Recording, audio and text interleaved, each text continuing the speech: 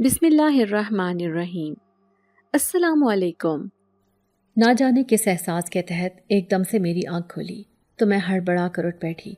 کھڑکی سے نظر آنے والے منظر سے پتہ چل رہا تھا کہ باہر اندھیرا پھیلنے لگا ہے۔ جو ہی کھڑکی کی طرف نگاہ کی تو شام کے 6 بج رہے تھے۔ میں ایک دم تیزی سے اٹھ کر باہر کی طرف لپکی۔ مجھے ابھی کھانا بھی بنانا تھا اور پہلے ہی بہت دیر ہو چکی تھی۔ اگر مزید دیر ہو جاتی تو میری سوتیلی ماں مجھ پر بہت غصہ ہوتی۔ یہی سوچ کر میں خوف سے کانپتی ہوئی سیدھی باورچی خانے میں چلی آئی، جہاں پر مکس سبزی رکھی ہوئی تھی۔ میں نے جلدی سے سبزی نکال کر بنانا شروع کر دی۔ کاٹنے کے بعد اسے چولہے پر چڑھایا اور اتنی دیر میں آٹا گوندنے لگی، لیکن نہ جانے کیسے جلدی جلدی میں میرا دھیان چوک گیا۔ میں سبزی کے نیچے چولہا ہلکا کرنا ہی بھول گئی۔ وہ تو جب مجھے اس کے جلنے کی تیز بو محسوس ہوئی تو میں نے ہڑبڑا کر ہنڈیا کا ڈھکن اٹھا کر دیکھا، جس میں موجود ساری سبزی جل چکی تھی اور اس وقت اس میں سے دھواں اور بو اٹھ رہی تھی۔ میں شدید پریشان ہو گئی، میرے آنسو بہنے لگے اور اس وقت مجھے کچھ سمجھ نہیں آ رہا تھا کہ اب میں کیا کروں۔ جو سبزی موجود تھی وہ تو میں نے پکا لی اور اب پکانے کو کچھ اور موجود نہ تھا۔ اگر میری سوتیلی ماں کو اس بات کا علم ہو جاتا کہ ساری سبزی جل گئی ہے تو وہ مجھے بہت برا بھلا کہتی، مجھے مارنے سے بھی دریغ نہ کرتی۔ اس وقت پریشانی کے عالم میں مجھے اور تو کچھ سجائی نہیں دیا۔ میں روتے ہوئے گڑ گڑا کر اللہ سے دعا مانگنے لگی، اے اللہ، میرا کھانا جل گیا ہے، مجھے بچا لو پلیز، مجھے بچا لو ورنہ میری سوتیلی ماں مجھے بہت مارے گی۔ معصومیت کے ساتھ میں بہتے ہوئے آنسوؤں سے گڑ گڑا کر اللہ سے دعا مانگ رہی تھی۔ مجھے اسی طرح دعا مانگتے کافی دیر ہو چکی تھی۔ میں آنکھیں بند کیے دعا مانگنے میں مصروف تھی، یوں جیسے کبوتر کی طرح اپنی جان بچانے کی کوشش کر رہی ہوں۔ لیکن جیسے ہی ایک خوشبو محسوس ہوئی تو میں چونک اٹھی۔ گھبرا کر آنکھیں کھولی تو میرے سامنے ایک خوبصورت نوجوان نورانی چہرے والا باوقار شخص کھڑا تھا۔ اس شخص کے چہرے کے اوپر مہربان سی مسکراہٹ سجی ہوئی تھی۔ حیرانی سے میں نے اسے دیکھا اور پوچھا، تم کون ہو؟ تو اس نے انگلی سے ہنڈیا کی طرف اشارہ کیا۔ میں نے اس کی انگلی کی سمت دیکھا تو اس وقت ہنڈیا بالکل ٹھیک حالت میں موجود تھی۔ میں نے بے اختیار ڈھکن اٹھا کر دیکھا تو یہ دیکھ کر میری حیرت کی انتہا نہ رہی کہ سبزی بالکل تازہ حالت میں موجود تھی اور یوں لگ رہا تھا جیسے یہ کبھی جلی ہی نہیں تھی، بلکہ بالکل خوش رنگ اور خوشبودار سبزی کا سالن ہنڈیا میں موجود تھا۔ میں نے ایک دم پلٹ کر حیرانی سے اس شخص کی طرف دیکھا، لیکن اب وہاں پر کچھ بھی نہیں تھا، صرف ایک احساس تھا، مدھم سی خوشبو تھی اور بس ایک ہلکی سی سرگوشی سنائی دی تھی، نور، ڈرو مت، میں تمہارے ساتھ ہوں، جب پکارو گی میں آ جاؤں گا، اب رونا مت اور اپنا خیال رکھنا۔ یہ سرگوشی سن کر میں بے حد حیران ہوئی اور دل میں خوفزدہ بھی کہ نہ جانے وہ کون تھا، کہاں سے آیا تھا اور جلی ہوئی سبزی کو اس نے کیسے ٹھیک کیا۔ وہ اپنے جانے کے بعد بھی میرے دل میں کئی سوال چھوڑ گیا تھا اور ان سوالوں کا جواب میرے پاس نہیں تھا۔ میں پریشان ہو اٹھی تھی اور میں نہیں جانتی تھی کہ میری مدد کس نے کی ہے۔ وہ شخص کون تھا، یہاں تک کیسے چلا آیا تھا، اسے کیسے معلوم ہوا کہ مجھے کسی مدد کی ضرورت ہے؟ کیا اللہ نے میری مدد کے لیے کسی فرشتے کو بھیج دیا؟ لیکن نہیں، وہ کوئی فرشتہ تو نہیں تھا، وہ تو انسان دکھائی دیتا تھا۔ میں نے اس کا چہرہ سوچنا چاہا تو آنکھوں کے سامنے اس کا مہربان چہرہ آ گیا۔ اس نے سفید رنگ کا سادہ مگر پروقار لباس پہن رکھا تھا اور چہرے کے اوپر سجی ہوئی مسکراہٹ نے اسے ایک عجیب سا حسن بخشا ہوا تھا۔ میں بے اختیار اسے سوچتی گئی جب میری سوتیلی ماں کی تیز آواز میرے کانوں میں پڑی، ارے کمبخت ماری نور، کہاں رہ گئی ہے تو؟ کب سے میں بھوکی بیٹھی ہوں، کھانے کا انتظار کر رہی ہوں، ابھی تک تیرا کھانا بنا نہیں ہے؟ اپنی سوتیلی ماں کی یہ تیز آواز سن کر میں ایک دم ہڑبڑا گئی اور فوراً روٹی بنانے لگی۔ گرم گرم روٹی اور سالن اپنی سوتیلی ماں کو دینے آئی تو اس نے غصے سے مجھ سے پلیٹ جھپٹ لی اور کہنے لگی، خبردار جو تو نے کل سے اتنی دیر کی، میں کب سے کھانے کی منتظر بیٹھی ہوں، تجھے اتنا بھی ہوش نہیں ہے؟ نہ جانے سارا دن کیا کرتی رہتی ہے، کن خیالوں میں گم رہتی ہے، گھر کے ذرا سے کام نہیں ہوتے تجھ سے۔ میری سوتیلی ماں نے مجھے بلا وجہ ہی کافی باتیں سنا دی اور میں اس کی باتوں کا بھاری بوجھ دل پر لیے ہوئے واپس باورچی خانے میں آ گئی، جو میری واحد جائے پناہ تھا اور جہاں پر بیٹھ کر میں سکون سے چند آنسو بہا لیتی تھی۔ اس وقت بھی روٹی پکاتے ہوئے آنکھوں سے نمکین پانی بہہ رہا تھا اور میں اپنے ماضی میں کھو چکی تھی، جس میں سوائے درد اور تکلیف کے اور کچھ بھی نہیں تھا۔ میرا نام نور ہے اور میری عمر اس وقت 19 برس ہے۔ میں اپنی سوتیلی ماں اور 2 چھوٹی بہنوں کے ساتھ اس بڑی ساری حویلی میں رہتی ہوں۔ میں 1 سال کی تھی جب میری ماں کا انتقال ہو گیا۔ ماں کو اچانک کرنٹ لگا تھا اور پھر وہ اگلا سانس بھی نہ لے پائی تھی۔ اچانک ہونے والی جوان موت نے حویلی میں ایک سوگداری کر دیا تھا۔ ہر طرف ماتم پھیلا ہوا دکھائی دیتا تھا۔ میرے والد صاحب اماں کی اچانک موت کی وجہ سے بہت زیادہ پریشان اور دکھی رہنے لگے تھے۔ میں تو صرف 1 سال کی تھی۔ مجھے دادی نے سنبھالا اور انہوں نے ہی میری ساری ذمہ داریاں اٹھا رکھی تھی۔ میرے ننیال میں ایک بوڑھی نانی اور نانا کے علاوہ اور کوئی بھی نہ تھا۔ میری خالہ کی شادی ہو چکی تھی اور ماموں ویسے ہی روزگار کے سلسلے میں دوسرے شہر میں مقیم تھے۔ ایسے میں خود بخود میری ساری ذمہ داری دادی کے اوپر آ گئی۔ انہوں نے ہی میرا خیال رکھا اور مجھے پروان چڑھایا۔ ابھی میں 2 سال کی ہوئی تھی اور ماں کو مرے ہوئے 1 سال ہو گیا تھا، جب ایک دن دادی کی طبیعت بہت خراب ہو گئی۔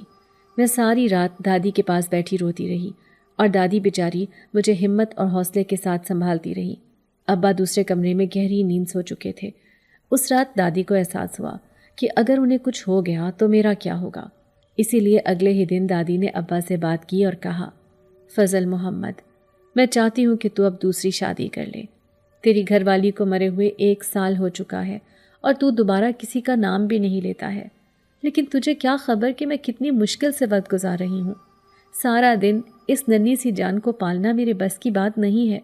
نہ مجھ میں اتنی ہمت ہے اور نہ ہی میری صحت اس بات کی اجازت دیتی ہے۔ اس لیے بہتر یہی ہے کہ تو کوئی اچھی لڑکی دیکھ کر نکاح کر لے۔ دادی کی بات سن کر ابا کہنے لگے، اماں میں کیسی شادی کر سکتا ہوں اور کون مجھے اپنی بیٹی دے گا؟ دادی کہنے لگیں، تو ہاں کر، میں تیرے لیے فوراً رشتہ ڈھونڈ لوں گی۔ تجھے ایک سے بڑھ کر ایک لڑکی مل جائے گی۔ تیرے پاس کس چیز کی کمی ہے؟ جوان ہے، خوبصورت ہے، گھر بار اپنا ہے، یہ اتنی بڑی حویلی ہے، تیرے اپنے کھیت ہیں جن کے اوپر تو کھیتی باڑی کر کے اچھا خاصا منافع کماتا ہے۔ آخر لڑکی کو اور کیا چاہیے؟ جبکہ ابا کہنے لگے، اماں ایک بات تم نظر انداز کر رہی ہو، میری ایک بچی بھی ہے اور ایک بچی کے ہوتے ہوئے مجھے کون اپنی بیٹی دے گا؟ جبکہ دادی کہنے لگی، تو اس کی فکر مت کر، یہ میرا مسئلہ ہے، میں سب کچھ سنبھال لوں گی، بس تو ہاں کہہ دے۔ دادی کے اصرار پر ابا نے بادل نخواستہ ہاں کہہ دی اور دادی نے بھی جیسے ہتیلی پر سرسوں جمائی، چند دنوں میں ہی ایک مناسب رشتہ دیکھ کر سادگی کے ساتھ ابا کا نکاح کر دیا۔ ابا کے نکاح ہونے کی دیر تھی۔ میری سوتیلی ماں جیسے ہی رخصت ہو کر گھر آئی، ابا کے تو رنگ ڈھنگ ہی بدل گئے۔ ابا ہر وقت نئی اماں کے پیچھے پھرتے رہتے۔ مانا کہ میری سوتیلی ماں بہت خوبصورت عورت تھی اور پھر جوان تھی، اسے اپنے حسن کا مان تھا اور قاتلانہ ادائیں بھی آتی تھیں، لیکن ابا کا اتنا زیادہ ان کے اوپر فدا ہو جانا دادی کو کچھ سمجھ نہیں آ رہا تھا۔ دادی کو کچھ ہضم نہیں ہو رہا تھا اور دادی اکثر ابا کے اس طرح کے طور طریقے دیکھ کر بڑبڑاتی رہتی تھی۔ میں جو 2.5 سال کی ہو گئی تھی ان باتوں کو سمجھ نہیں پاتی تھی، لیکن اتنا ضرور جان گئی تھی کہ کچھ نہ کچھ برا ضرور ہے۔ ابا نے ویسے ہی میرے اور اپنے درمیان شروع سے ایک فاصلہ برقرار رکھا تھا۔ وہ مجھے زیادہ منہ نہیں لگاتے تھے اور نہ ہی مجھ سے محبت جتاتے تھے۔ یہی وجہ تھی کہ میں ان کے قریب جانے سے ڈرتی تھی اور جب بھی وہ گھر آتے تو میں اپنے کمرے میں چھپ کر بیٹھ جاتی۔ دادی نے بھی کچھ ابا کا روب جما رکھا تھا اور اکثر میں کوئی الٹا کام کرتی یا کوئی شرارت کرتی تو دادی یہی کہتی، میں تمہارے باپ کو بتاؤں گی، آ لینے دو تمہارے باپ کو، شام کو اسے سب خبر دوں گی۔ اور دادی کی یہ بات سن کر میں بہت زیادہ خوفزدہ ہو جاتی اور دل میں یہی خیال کرتی کہ ابا بہت ماریں گے، ابا بہت برے ہیں۔ ابا کی شادی کے بعد ان کا معمول بدل گیا۔ اب وہ بہت تیار ہو کر اچھے طریقے سے اپنی دکان پر جاتے اور خوب کڑکتے ہوئے لباس پہنتے۔ شام کو جلدی گھر آتے تو اکثر ہاتھ میں کچھ نہ کچھ کھانے کی چیز ضرور موجود ہوتی جو میری سوتیلی ماں کے لیے ہوتی، اور وہ کبھی کبھار ان کے لیے گجرے بھی لے آیا کرتے تھے۔ ایسی حرکتوں پر دادی اور زیادہ بڑبڑاتی رہتی۔ دادی کی طبیعت اب اکثر خراب رہتی تھی اور کچھ ان کی جسمانی حالت ایسی تھی کہ وہ دن بدن کمزور ہوتی جا رہی تھی۔ ابا کی شادی کو 3 مہینے گزر چکے تھے۔ نہ تو میری سوتیلی ماں کا دلہناپا ختم ہوا تھا اور نہ ہی ابا کے طور طریقے بدلے تھے۔ تبھی ایک دن دادی نے رات کے کھانے کے بعد ابا کو کمرے میں بلوایا اور کہنے لگی، فضل محمد، میں بہت عرصے سے دیکھ رہی ہوں کہ تو بالکل بدل کر رہ گیا ہے۔ نہ تجھے اپنی ماں کی ہوش ہے اور نہ ہی اپنی چھوٹی بچی کا خیال ہے۔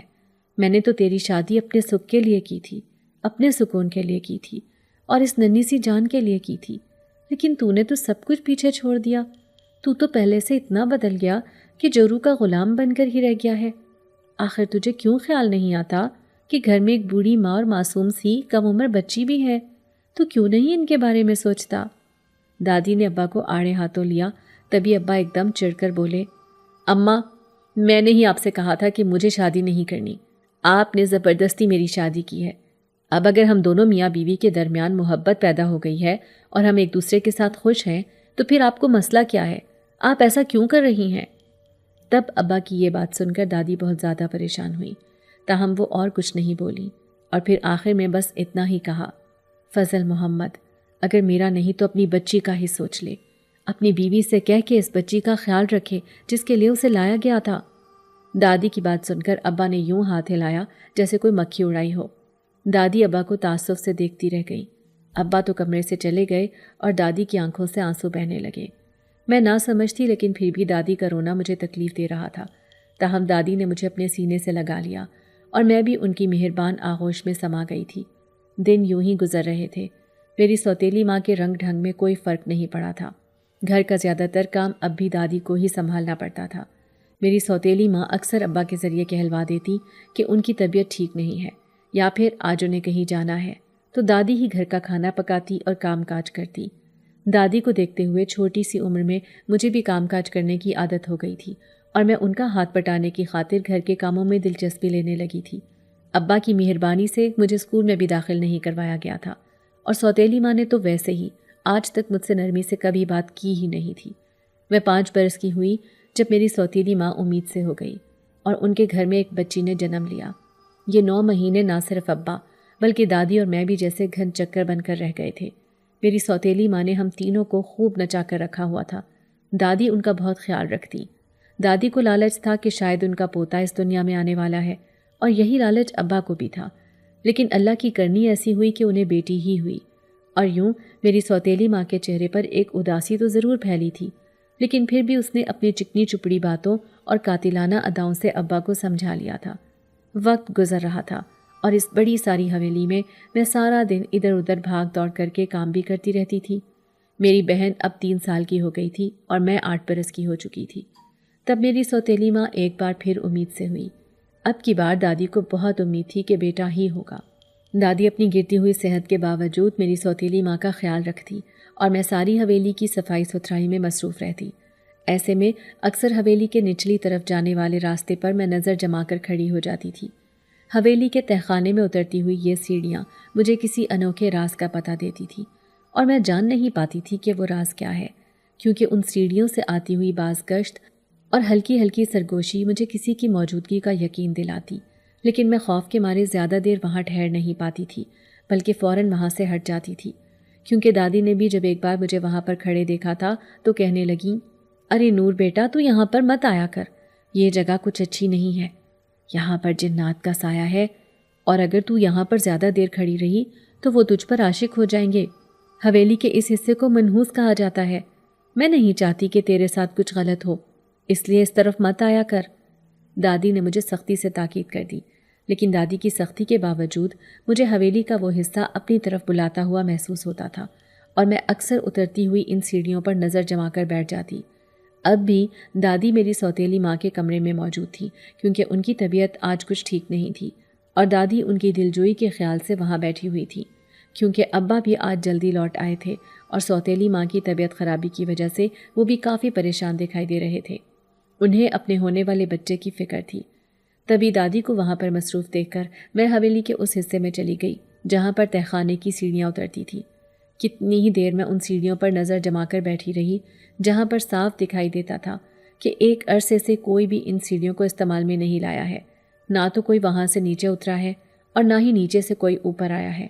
سیڑھیوں پر جالے لگے ہوئے تھے، چھت سے لٹکتے ہوئے لمبے لمبے جالے بہت گھناؤنے معلوم ہو رہے تھے، اور میں سیڑھیوں کے آخر پر لوہے کے دروازے پر نظر ٹکا کر بیٹھی ہوئی تھی۔ میں اس دروازے کے پار موجود راز کو جاننا چاہتی تھی جس سے مجھے دادی ہمیشہ بچا کر رکھتی تھی، مجھے اس طرف کبھی جانے ہی نہ دیتی۔ نہ جانے میں کس قوت کے زیر اثر آ گئی تھی کہ ایک دم سے میں نے پہلی سیڑھی پر قدم رکھا، اور میں نے پہلی سیڑھی پر قدم رکھا ہی تھا تبھی مجھے پیچھے سے دادی کی تیز آواز سنائی دی، نور! میں ایک دم ہڑبڑا کر پیچھے ہٹی، میرے چہرے پر خوف پھیل گیا اور آنکھوں میں وحشت اتر آئی۔ دادی میرا بازو پکڑ کر مجھے جھنجھوڑنے لگی اور کہنے لگی، کتنی بار کہا ہے اس حصے کی طرف مت آیا کرو، تم یہاں پر اگر ایک دفعہ چلی گئی تو ہمیشہ کے لیے کھو جاؤ گی، میں تمہیں کھونا نہیں چاہتی، آخر تمہیں سمجھ کیوں نہیں آتی؟ یہ حصہ منحوس ہے، یہاں پر کوئی بھی نہیں آتا، تمہاری ماں کی جان بھی اسی وجہ سے گئی۔ دادی کے منہ سے یہ بات سن کر میں ایک دم چونک اٹھی۔ دادی نے تو روانی میں یہ بات کہہ دی تھی، لیکن میں دادی سے پوچھے بنا نہیں رہ پائی۔ دادی، یہ آپ کیا کہہ رہی ہیں؟ ماں کو تو کرنٹ لگا تھا، آپ نے بتایا تھا کہ وہ کرنٹ کے لگنے سے مری تھی۔ میری بات سن کر دادی ایک دم چپ کر گئی اور پھر اپنی غلطی کا احساس ہونے پر کہنے لگی، ہاں اسے کرنٹ لگا تھا، میں بھول گئی۔ دادی کا انداز بجھا ہوا تھا۔ میں دادی کے ساتھ ان کے کمرے کی طرف چل پڑی، لیکن دل میں کہیں دادی کی بات گردش کر رہی تھی اور ذہن اسی بات کو سوچے چلا جا رہا تھا اور دھیان پچھلی سیڑھیوں میں اٹکا ہوا تھا۔ یہ وقت بھی گزر گیا اور میری سوتیلی ماں نے پھر سے ایک بیٹی کو جنم دیا۔ اب کے ابا بہت مایوس ہوئے تھے اور تیسری بیٹی کو پا کر ان کے چہرے پر ذرا بھی بشاشت نہ تھی، بلکہ دبا دبا غصہ دکھائی دے رہا تھا۔ ابا میری سوتیلی ماں سے کہنے لگے، کیا تم نے پہلے ڈاکٹروں سے پوچھا نہیں تھا کہ کیا ہے؟ اب پھر سے تم نے بیٹی پیدا کر دی۔ تم اچھی طرح جانتی ہو کہ مجھے بیٹیاں پسند نہیں۔ میری سوتیلی ماں نے شرمندگی سے سر جھکا لیا۔ تاہم چند دنوں میں ہی ابا کا موڈ بحال ہو چکا تھا۔ شاید میری سوتیلی ماں کے حسن کا جادو پھر سے چل گیا تھا اور ابا دوبارہ سے اس کی لپیٹ میں آ چکے تھے۔ میں اب 12 برس کی ہو چکی تھی۔ میری اٹھان کافی اچھی تھی کیونکہ میں اپنی ماں پر گئی تھی۔ اونچا لمبا قد اور گہرے گھنے سے بال میری پشت تک پھیلے ہوئے تھے۔ ان دنوں میں دادی کی طبیعت بہت زیادہ خراب رہنے لگی تھی، چونکہ سردیاں شروع ہو رہی تھیں اور دادی نمونیا کا شکار ہو گئی تھی۔ میں نے ان کا بہت خیال رکھا، جتنا ہو سکا ان کی خدمت کی، لیکن دادی کی عمر شاید پوری ہو گئی تھی۔ ایک رات وہ خاموشی سے اس دنیا سے رخصت ہو گئی اور میری تو جیسے دنیا ہی اندھیر ہو گئی۔ دادی کے جانے کے بعد مجھے صحیح معنوں میں پتہ چلا کہ ان کا کمزور سا وجود میرے لیے کتنا ضروری تھا۔ وہ میرے اوپر کتنا مہربان وجود تھا جس نے مجھے زمانے کی ہر سختی سے بچا کر رکھا تھا۔ دادی کی آغوش سے نکلنے کے بعد مجھے اب احساس ہو رہا تھا کہ میں کتنی بڑی نعمت سے محروم ہو چکی ہوں۔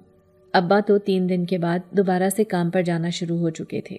میری سوتیلی بہنیں جو کہ دادی کے اتنا قریب نہیں تھیں، اسی لیے انہیں کوئی فرق محسوس نہیں ہوا، جبکہ میری سوتیلی ماں نے بھی کوئی خاص فرق محسوس نہیں کیا۔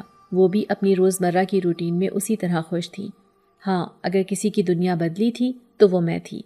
تیسرے ہی دن جب میں اپنے کمرے میں دادی کو یاد کر کے آنسو بہا رہی تھی، تب میری سوتیلی ماں دروازے پر آ کر کھڑی ہو گئی اور کہنے لگی، بس اب بہت ہو گیا، سوگ ختم کرو، یہ رونا دھونا بند کرو، مجھے اپنے گھر میں یہ نحوست نہیں چاہیے۔ اب اٹھو اور کام پر لگو۔ باورچی خانے میں بہت سارے برتن دھونے والے پڑے ہیں، پہلے انہیں دھو اور کچن کو صاف کرو، پھر کھانا بنا کر رکھو۔ فریج میں گوشت پڑا ہوا ہے، آج وہی پکا لینا۔ اور ہاں، یہ کمرہ خالی کر دو، یہ کمرہ میں اپنی بیٹیوں کو دوں گی۔ تم گھر کی پچھلی طرف بنے ہوئے سٹور کو صاف کر لو اور وہاں پر اپنا بستر بچھا لو۔ میری سوتیلی ماں نے ایک ہی سانس میں مجھے اتنی ساری ہدایات دے دیں اور میں حیرت سے منہ کھولے ان کی طرف دیکھتی رہ گئی۔ مجھے یقین نہیں آ رہا تھا کہ کوئی اتنا ظالم اور جابر بھی ہو سکتا ہے۔ آخر انہیں معلوم بھی ہے کہ میں دادی کے ساتھ کتنا اٹیچ تھی اور ان کے جانے کا مجھے کتنا دکھ ہے، لیکن پھر بھی انہوں نے ایک بار بھی میرے بارے میں نہیں سوچا، بلکہ اب بھی انہیں صرف اپنا خیال تھا۔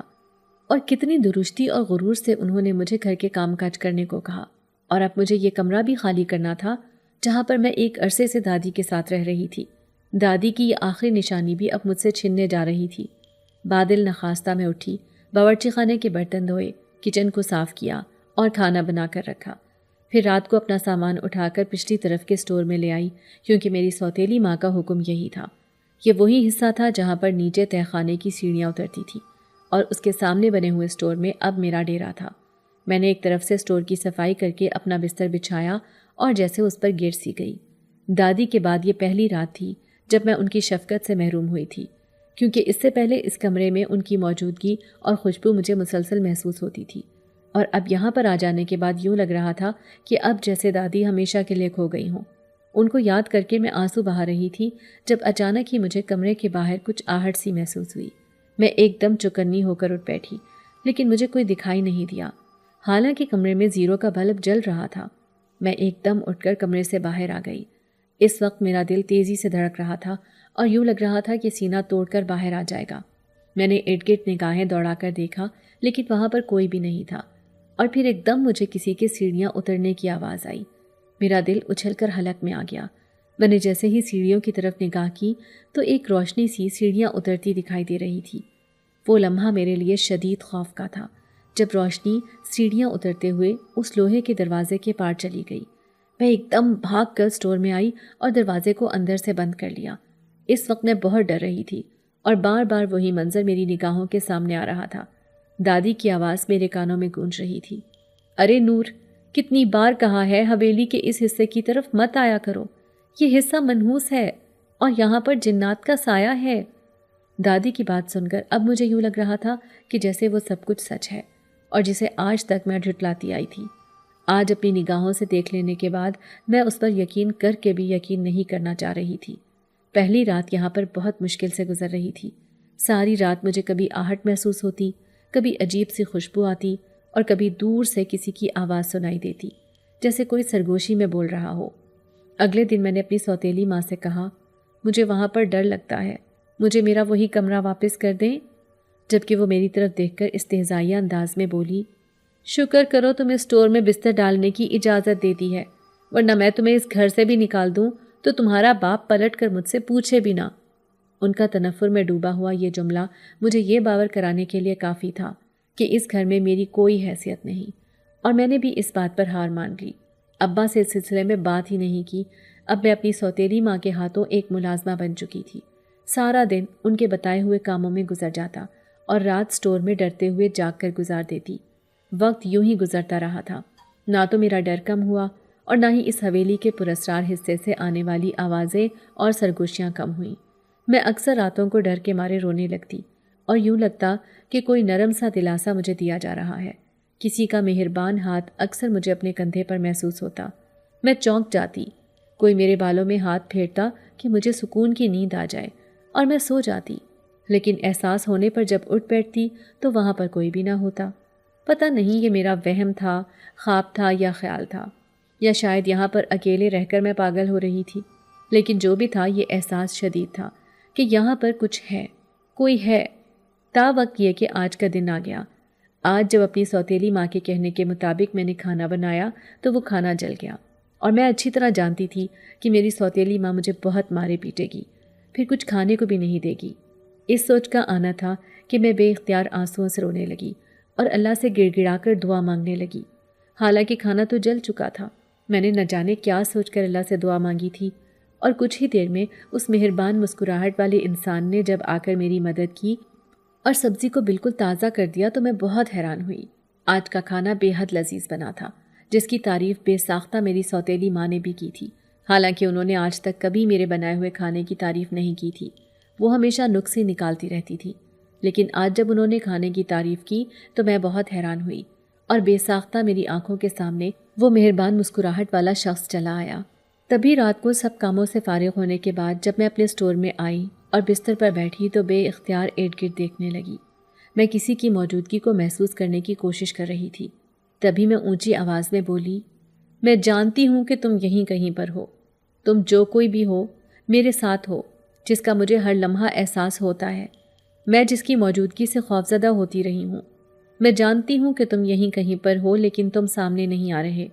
ایک بار سامنے آؤ، مجھے بتاؤ کہ تم کون ہو، اور دادی جو کچھ تمہارے بارے میں کہا کرتی تھیں کیا وہ سب سچ ہے؟ میں سچائی جاننا چاہتی ہوں۔ میں نے اسے بہت پکارا، اور تبھی کمرے کی روشنی ایک دم مدھم سی ہو گئی۔ مجھے لگا شاید لائٹ جا رہی ہے، لیکن پھر کمرے کے کونے میں ایک سفید روشنی جگمگانے لگی، اور آہستہ آہستہ وہ روشنی تیز ہوتی گئی۔ اس روشنی میں سے وہی مہربان شخص سامنے دکھائی دینے لگا۔ میں جو پہلے ڈر گئی تھی، لیکن اسے اب اپنے سامنے دیکھ کر کچھ مطمئن سی ہو گئی، اور پھر بولی، شکر ہے تم میرے سامنے آ گئے، میں تمہارا شکریہ ادا کرنا چاہتی تھی۔ آج تم نے میری سوتیلی ماں کے ظلم سے مجھے بچا لیا۔ میں نے جب اسے یہ کہا تو وہ مسکرا دیا اور کہنے لگا، اس کی ضرورت نہیں ہے، لیکن میں حیران ہوں تم نے مجھے پہچان لیا۔ تمہیں معلوم ہو گیا کہ میں وہی ہوں جو اس حویلی کا ایک خاموش مکین ہوں، ایک پراسرار راز ہوں۔ اس کے کہنے پر میں بے ساختہ مسکرا دی اور بولی، ہاں میں جان گئی تھی۔ تمہیں جب وہاں پر دیکھا تو تمہاری موجودگی کا احساس مجھے یہ باور کروا گیا تھا کہ میں تمہیں پہلے بھی محسوس کر چکی ہوں، اور مجھے معلوم ہو گیا تھا کہ تم اسی حویلی کے ایک مکین ہو۔ لیکن میں جاننا چاہتی ہوں کہ تم اتنے عرصے سے یہاں تہہ خانے میں کیوں بند ہو، اور کیوں تم سامنے نہیں آتے ہو؟ اور آخر دادی نے جو کچھ تمہارے بارے میں کہا تھا، کیا وہ سب کچھ سچ تھا؟ کیا واقعی میری ماں اسی وجہ سے مری تھی میں نے بے اختیار اس سے کافی سوال کر دیے تو اس کے چہرے پر سنجیدگی سی چھا گئی اور وہ بولا، میں تمہیں آج تمہارے سب سوالوں کے جواب دوں گا۔ آج تمہیں معلوم ہو جائے گا کہ میں کون ہوں اور یہاں پر کیا کر رہا ہوں۔ تب اس نے کہنا شروع کیا، میرا نام عبدالباری ہے اور میں ایک جن زادہ ہوں۔ میرا تعلق شاہ جنات کے خاندان سے ہے اور میں آنے والے وقت میں جنات کا شہنشاہ بننے والا ہوں۔ یہ حویلی تمہارے والد کی نہیں ہے، بلکہ یہ حویلی ایک عرصے سے خالی پڑی تھی اور یہاں پر میرے آبا و اجداد مقیم تھے۔ ہم اس وقت بہت چھوٹے ہوتے تھے اور اسی حویلی کے آنگن میں کھیلا کرتے تھے۔ ایک دن نہ جانے تمہارے والد کس طرح اس حویلی کی طرف نکل آئے۔ انہوں نے جب اتنی بڑی حویلی کو خالی دیکھا تو لالچ نے ان کے دل میں سر اٹھایا اور اس لالچ کی وجہ سے انہوں نے اس حویلی پر قبضہ جما لیا۔ تمہاری دادی، تمہارے ابا اور تمہاری اماں اس حویلی میں آ کر رہنے لگے تھے۔ ہمیں یہاں پر کسی کی شراکت گوارا نہیں تھی، اسی لیے میرے والد اور والدہ نے ان سے بات کی اور کہا کہ یہ جگہ چھوڑ دو، یہ جگہ ہماری ہے اور یہاں پر تمہارا رہنے کا کوئی حق نہیں۔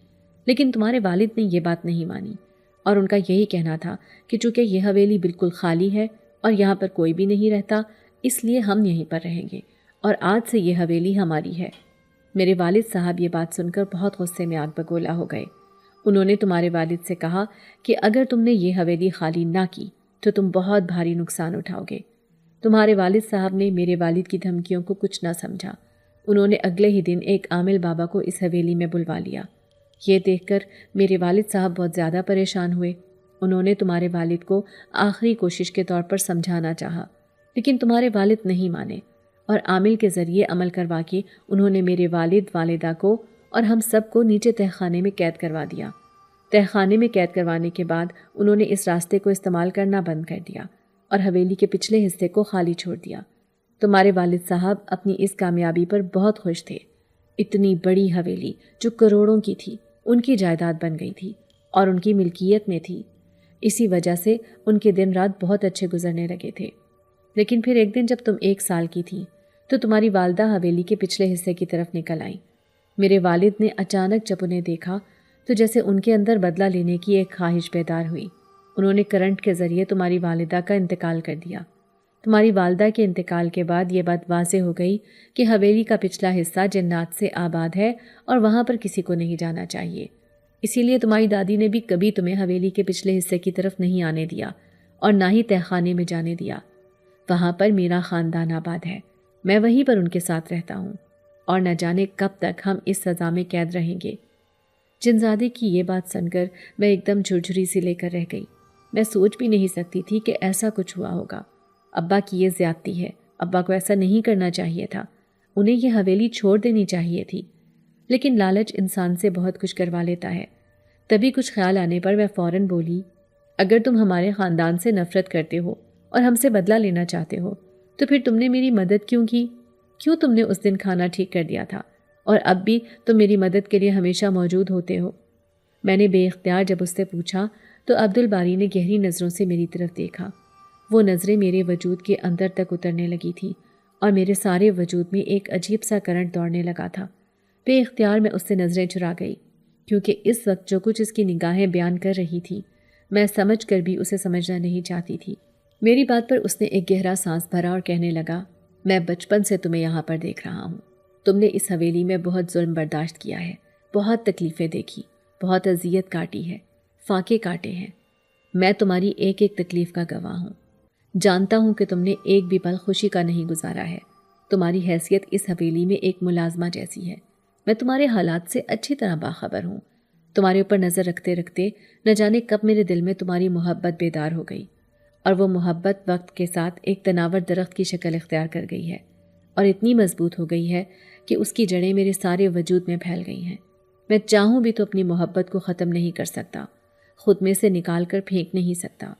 میں چاہوں بھی تو تم سے نظریں نہیں چرا سکتا۔ یہی محبت مجھے بے بس کر رہی ہے اور اسی کی وجہ سے میں تم سے بدلہ نہیں لے پا رہا۔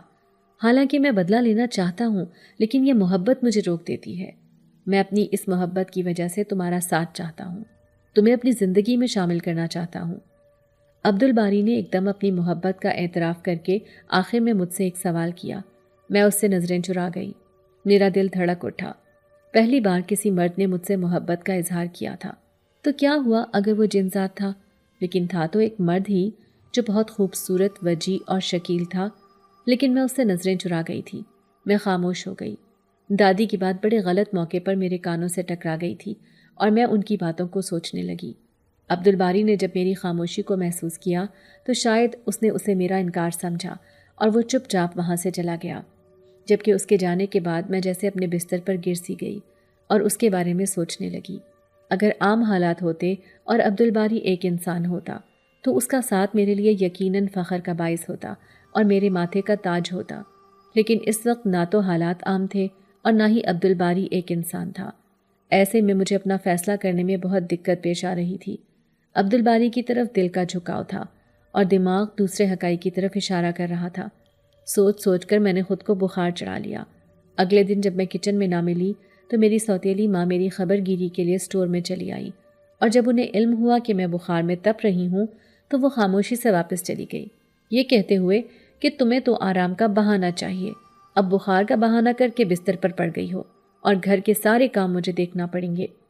وہ تو یہ کہہ کر چلی گئی اور میری آنکھ سے ایک آنسو ٹوٹ کر تکیے میں جذب ہو گیا۔ میں نے کل سے کچھ بھی نہیں کھایا تھا، بخار نے رہی صحیح کسر پوری کر دی تھی، اور اس وقت کمزوری، نقاہت اور کم ہمتی کی وجہ سے میرا جسم جیسے ٹوٹ رہا تھا اور میں ایک لمحے کے لیے بھی سکون میں نہ تھی۔ کمزوری اتنی تھی کہ میں ذرا سا کھڑی ہوتی تو میری آنکھوں کے آگے تارے ناچنے لگتے، سر چکرانے لگتا تھا، اور ایسے میں دوبارہ بستر پر گر جاتی۔ مجھ میں اتنی بھی ہمت نہیں تھی کہ یہاں سے اٹھ کر کچن میں جاؤں اور کچھ کھا لوں۔ ظاہر ہے جب تک کچھ کھاتی نہ تو دوا کہاں سے لیتی، اور میری سوتیلی ماں نے تو دوبارہ یہاں جھانک کر بھی نہ دیکھا تھا۔ صبح سے شام ہونے والی ہو گئی تھی اور میں بخار میں تپتے ہوئے بھوکی بیٹھی تھی۔ تبھی اچانک اپنے قریب ایک مانوس سی خوشبو محسوس ہوئی۔ اس خوشبو کو محسوس کرتے ہی میرا دل تیزی سے دھڑک اٹھا۔ بے اختیار میں نے بے قراری بھری نظروں سے دیکھا تو وہ سامنے ہی کھڑا تھا۔ اسے دیکھ کر میری آنکھوں میں آنسو آ گئے، کیونکہ اس کے ہاتھ میں کھانا تھا۔ اس کے چہرے پر غم تھا، آنکھوں میں دکھ ہلکورے لے رہا تھا۔ تبھی وہ آہستہ سے میرے قریب آیا اور کھانا میرے قریب رکھ کر بولا، نور، میں بہت دیر سے تمہارے پاس آنا چاہ رہا تھا، لیکن سوچا شاید تمہیں میری آمد ناگوار گزرے، پر اب تمہاری حالت دیکھ کر مجھ سے رہا نہیں گیا، اسی لیے میں تمہارے لیے کھانا لے کر آیا ہوں۔ اگر تمہارا دل مانے تو یہ کھانا کھا لینا، اور اسی کھانے کے ساتھ دوا پڑی ہے، وہ دوا کھا لینا، تمہیں سکون ہوگا۔ اس وقت عبدالباری نے میرے لیے جو کچھ کیا تھا وہ ساری دنیا سے بڑھ کر تھا۔ میں بے اختیار اس کا ہاتھ تھام کر رو دی اور بولی، مجھے معاف کر دو، میں نے شاید تمہیں غلط سمجھا یا تمہارے بارے میں غلط گمان کیا، لیکن تم میرے سچے دوست ہو اور دل سے مجھ سے محبت کرتے ہو۔ میں کیا کروں؟ بچپن سے جو حالات دیکھے ہیں اور جن حالات میں پل کر جوان ہوئی ہوں، کسی کی محبت بھی مجھے اپنے لیے بھیک لگتی ہے۔ تمہارا شکریہ، تم نے میرا بہت خیال کیا۔ عبدالباری نے میرا ہاتھ مضبوطی سے تھام لیا اور میری آنکھوں سے بہتے ہوئے آنسوؤں کو صاف کر کے بولا، دیکھو اب چپ چاپ کھانا کھا لو۔ اور میں فوراً اٹھ بیٹھی اور عبدالباری کا لایا ہوا کھانا کھانے لگی۔ جیسے جیسے کھانا میرے اندر جا رہا تھا ویسے ویسے میری توانائی بحال ہو رہی تھی اور میں خود کو بہتر محسوس کر رہی تھی۔ کھانا کھانے کے بعد میں نے مشکور نظروں سے اس کی طرف دیکھا اور کہا، تمہارا بہت شکریہ، اگر آج تم مجھے کھانا نہ دیتے تو شاید میں یہیں پڑے پڑے مر جاتی اور کسی کو خبر بھی نہ ہوتی۔ میں نے جب مایوسی بھرے لہجے میں اسے کہا تو عبدالباری ایک دم تڑپ اٹھا اور کہنے لگا، تمہیں ایسا کہنے کی کوئی ضرورت نہیں ہے، اگر تم چاہو تو میں تمہاری سوتیلی ماں اور تمہارے والد کو اس حویلی سے ہمیشہ کے لیے نکال سکتا ہوں اور تم ہمیشہ اس حویلی کی مالکن بن کر رہنا۔ عبدالباری کی یہ بات سن کر میں فوراً بولی، نہیں، مجھے اس بات کا لالچ نہیں ہے کہ میں اس حویلی کی مالکن بن جاؤں، بلکہ میں تو یہ چاہتی ہوں کہ تمہیں تمہارا حق مل جائے۔ میرے والدین کو یہ حویلی چھوڑ دینی چاہیے اور تم لوگوں کو واپس کر دینی چاہیے۔ آخر تم لوگ کب تک اس قید میں رہو گے؟ تم مجھے بتاؤ، اگر میں تمہارے کسی کام آ سکوں تو میں ضرور تمہاری مدد کروں گی، کیونکہ میں دل سے چاہتی ہوں کہ تم اس حویلی میں اسی طرح رہو جیسے تہخانے میں قید ہونے سے پہلے رہا کرتے تھے۔ میری بات سن کر عبدالباری کی آنکھوں میں چمک اتر آئی اور وہ کہنے لگا، دیکھ لو، کیا تم یہ سب کر پاؤ گی؟ کیونکہ یہ بہت مشکل ہے، تمہیں اپنوں کے خلاف جانا پڑے گا۔ جبکہ میں نے اس کی بات سن کر کہا، تم اس کی فکر مت کرو، میں کسی کو جواب دہ نہیں ہوں، میں صرف تم لوگوں کی بھلائی چاہتی ہوں، کیونکہ آج تک تم لوگوں نے ہمیں کوئی نقصان نہیں پہنچایا، لیکن میں نہیں چاہتی کہ یہ بدلے کی آگ بھڑکتی رہے اور نہ ہم سکون میں رہیں اور نہ تم لوگ سکون میں رہو۔ میں نے عبدالباری کو جواب دیا تو وہ گہری نظروں سے میری طرف دیکھتا رہ گیا۔ پھر اس نے مجھے ایک عمل بتایا جس کے ذریعے وہ حویلی سے ہمیشہ کے لیے آزاد ہو سکتے تھے، اور میرے والدین بھی یہ حویلی چھوڑنے کے لیے تیار ہو جاتے۔ میں نے سب سمجھ کر سر ہلا دیا اور کہا کہ ٹھیک ہے، میں ضرور یہ عمل کروں گی۔ میری یقین دہانی پر وہ وہاں سے چلا گیا اور میں سوچنے لگی کہ یوں تو عبدالباری کے باپ نے میری ماں کو مار دیا تھا، لیکن میں نہیں چاہتی تھی کہ اب یہ سلسلہ چلتا رہے۔ اسی وجہ سے میں اپنے کمرے میں اگلے ہی دن وہ عمل کرنے لگی۔ میں نے سورۃ جن کی تلاوت کی اور 60 مرتبہ تلاوت کرنے کے بعد میں نے وہ دم کیا ہوا پانی گھر کے چاروں کونوں میں چھڑک دیا۔ میری سوتیلی ماں نے جب مجھے یہ عمل کرتے ہوئے دیکھا تو کہنے لگی، ارے یہ کیا کر رہی ہو؟ یہ کون سا عمل ہے کہ تم مجھ پر جادو ٹونا کرنے لگی ہو؟ اپنی سوتیلی ماں کی آواز سن کر میں نے کہا، نہیں، میں جادو ٹونا تو نہیں کرنے لگی، ہاں لیکن میں حقداروں کو ان کا حق دینے لگی ہوں۔ میری بات سن کر اس نے بڑی عجیب سی نظروں سے میری طرف دیکھا، لیکن میں نظر انداز کر کے اپنے کاموں میں لگی رہی۔ اگلے دن پھر سے میں نے جب مغرب کے بعد یہی عمل دہرایا تو اب کی بار میری سوتیلی ماں نے ایک دم سے آگے بڑھ کر مجھے بالوں سے تھام لیا اور کہنے لگی، آخر تم روز یہ کیا تماشا لگا کر بیٹھ جاتی ہو؟ تم کرنا کیا چاہ رہی ہو؟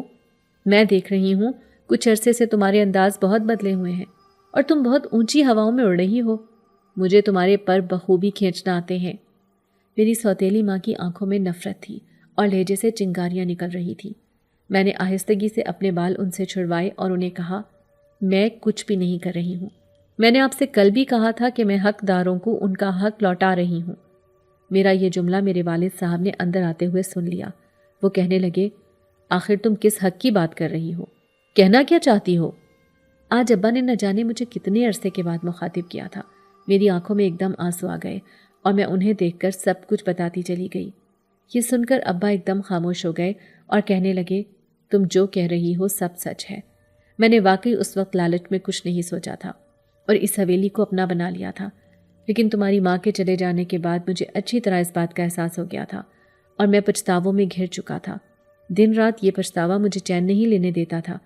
میں اسی وقت یہ حویلی چھوڑ دینا چاہتا تھا، لیکن پھر تمہاری ماں کا معصوم چہرہ جب میری نگاہوں کے سامنے آتا تو میں جنات سے بدلہ لینے کی خاطر یہیں پر رک گیا اور میں نے سوچ لیا تھا کہ اب کبھی یہ حویلی ان کے حوالے نہیں کروں گا۔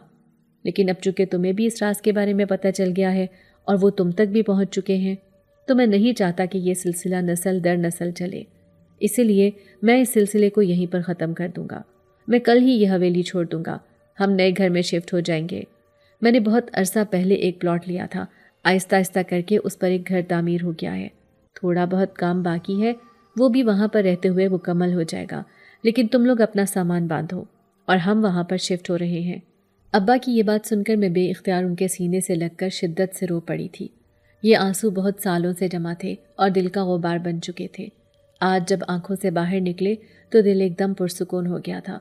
میری سوتیلی ماں نے ابا کو سمجھانا چاہا کہ ہمیں یہاں سے نہیں جانا چاہیے، یہ جائیداد بہت قیمتی ہے، لیکن ابا نے ہاتھ اٹھا کر انہیں منع کر دیا اور کہنے لگے، میرے لیے سب سے قیمتی میری بیٹیاں ہیں اور میں اب انہیں کسی خطرے میں نہیں ڈال سکتا۔ یوں میری سوتیلی ماں کو اس محاذ پر شکست کھانا پڑی۔ اگلے ہی دن ہم سامان سمیٹ کر نئے گھر میں شفٹ ہو گئے۔ حویلی کو چھوڑتے وقت اس کے در و دیوار مجھے مسکراتے ہوئے محسوس ہو رہے تھے۔ یہاں پر جو ایک وحشت ناچتی تھی آج وہ کہیں پر دکھائی نہیں دے رہی تھی۔ میں نے تہخانے کا دروازہ کھول دیا تھا اور بلند آواز میں کہہ رہی تھی، آج سے آپ سب لوگ آزاد ہیں، میں اور میرے اہل خانہ یہ حویلی چھوڑ کر جا رہے ہیں۔ یہ ساری حویلی آپ کی ہے، آپ ہی رہیں گے یہاں، آپ لوگ اس حویلی کے مکین ہیں، آپ لوگوں کو یہ حویلی مبارک ہو۔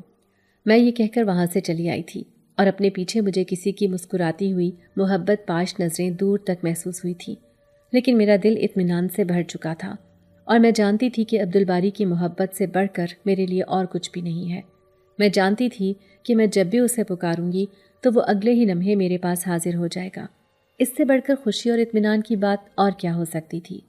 میں نے پورے حوصلے سے اندر جھانکا، پھر گہری سانس لیتے ہوئے بلند آواز میں کہا، آج سے تم سب آزاد ہو، میں اور میرا خاندان یہ حویلی چھوڑ کر جا رہے ہیں۔ یہ حویلی ہمیشہ سے تمہاری تھی اور اب ہمیشہ تمہاری ہی رہے گی۔ یہ تمہارا گھر ہے، تمہاری پناہ گاہ ہے۔ ہم تم سے کبھی مقابلہ کرنے نہیں آئے تھے، ہم تو بس یہاں عارضی مہمان تھے۔ اللہ تم سب کو اپنی امان میں رکھے۔ یہ کہہ کر میں نے دروازہ نرمی سے بند کر دیا۔ میں پلٹی تو مجھے ایسا محسوس ہوا جیسے کوئی محبت بھری مہربان نظروں سے مجھے دیکھ رہا ہو۔ وہ نظریں کوئی خوف یا دشمنی نہیں رکھتی تھیں، بلکہ ان میں ایک شکر گزاری، ایک انسیت جھلک رہی تھی۔ میں نے دل ہی دل میں ان سب کے لیے دعا کی اور مضبوط قدموں سے باہر نکل آئی۔ میں نے پیچھے مڑ کر نہیں دیکھا، کیونکہ میرا دل اب اطمینان سے بھر چکا تھا۔ مجھے معلوم تھا کہ اب میرے راستے میں کوئی ڈراؤنی چیز نہیں آئے گی، کوئی خوف میری نیند نہیں چھینے گا۔ عبدالباری کی محبت میری سب سے بڑی طاقت تھی۔ میں جانتی تھی کہ جب کبھی بھی دل گھبرائے گا، جب کبھی بھی روح تھک جائے گی، میں صرف ایک بار عبدالباری کو پکاروں گی اور وہ اگلے ہی لمحے میرے پاس موجود ہوگا، اپنی محبت، اپنی حفاظت اور اپنی موجودگی کے ساتھ۔ اس سے بڑھ کر خوشی اور اطمینان کی بات میرے لیے اور کچھ ہو ہی نہیں سکتی تھی۔ زندگی نے ایک نیا موڑ لیا تھا، ایک نیا سفر شروع ہوا تھا، جس میں ماضی کی وحشتوں کے بجائے مستقبل کی امیدیں اور محبتوں کی مہک شامل تھی۔ میرے والدین کا رویہ بھی میرے ساتھ تبدیل ہو چکا تھا۔ اگر آپ کو آج کی ہماری کہانی پسند آئی ہے تو اسے لائک کیجیے اور اپنے پیاروں کے ساتھ شیئر کیجیے، اور ہاں، اگر آپ نے ابھی تک ہمارا چینل سبسکرائب نہیں کیا تو ضرور کیجیے۔ ملتے ہیں کل ایک نئی اور دلچسپ کہانی کے ساتھ، تب تک کے لیے اللہ حافظ۔